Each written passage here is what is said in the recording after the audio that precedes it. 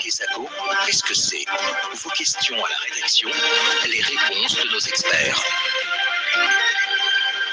Notre question cette semaine vient du Sénégal, je vous propose de l'écouter. Bonjour Science Dev, je suis Tonan Rodrigo Das, résident à Dakar. Ma question est la suivante. Qu'est-ce que le mugueux buccal et comment faire pour l'éviter? Direction Dakar, où notre correspondant Didier Landau s'est employé à obtenir des réponses à la préoccupation de l'auditeur. Bonjour Didier. Bonjour Sylvie, bonjour à tous. Alors, que retenir du muguet buccal?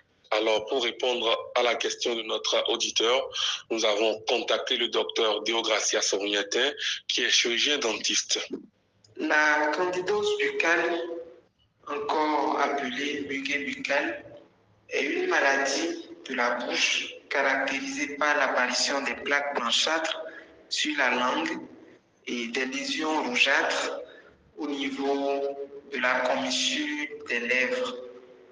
On la retrouve également au niveau du palais et de la muqueuse des joues.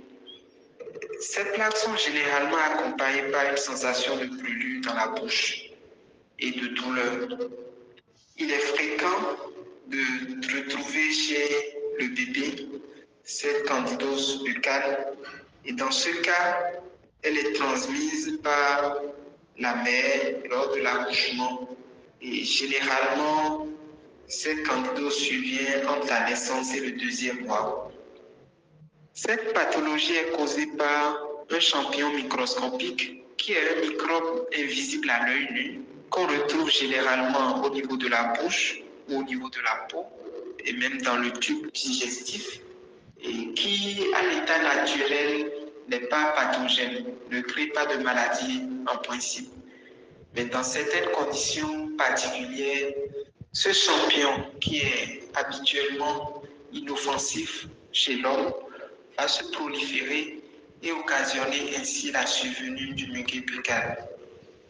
Les conditions défavorables sont entre autres la mauvaise hygiène bucco-dentaire, la prise prolongée d'antibiotiques et de corticoïdes, le port de prothèses peut également faciliter la survenue des muguets, l'affaiblissement du système immunitaire lié à différentes maladies telles que le VIH-Sida, le cancer, notamment quand le patient est sous traitement à type de chimiothérapie, la grossesse et le diabète, entre autres.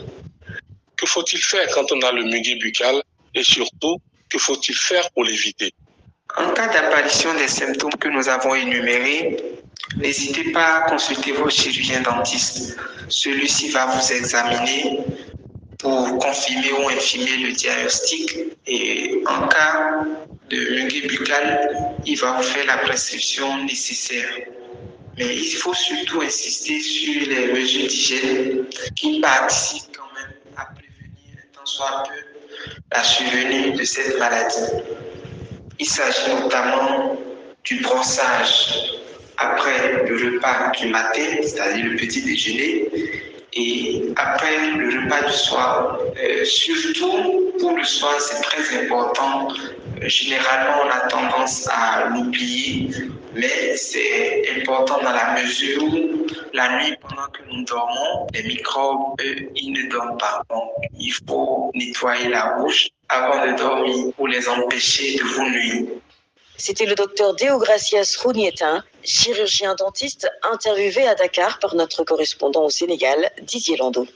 Chers auditeurs, si vous aussi souhaitez nous adresser une question, une seule chose à faire, appelez, écrivez ou laissez un message vocal au numéro WhatsApp suivant, le +221 77 846 54 34. Je répète, le +221 77 846 54 34. Votre question, vous pouvez aussi nous l'envoyer par email. L'adresse email, c'est celle-ci, podcast